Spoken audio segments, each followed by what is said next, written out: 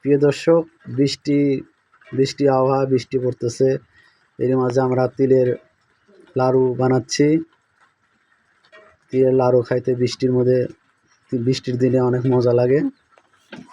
এই যে দেখেন, এর ভিতরে সব কিছু মিক্সার করে, তিল, চাউলের গুঁড়া, তারপরে আপনার হচ্ছে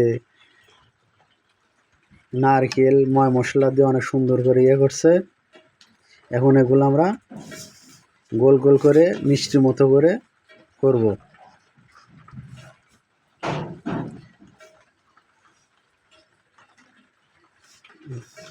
এই যে আমরা মিষ্টির মতো গোল গোল করে রাখতেছি। এগুলা কিছুক্ষণ রাখার পরে শক্ত হয়ে যাবে এবং খাইতে অনেক মজা লাগে।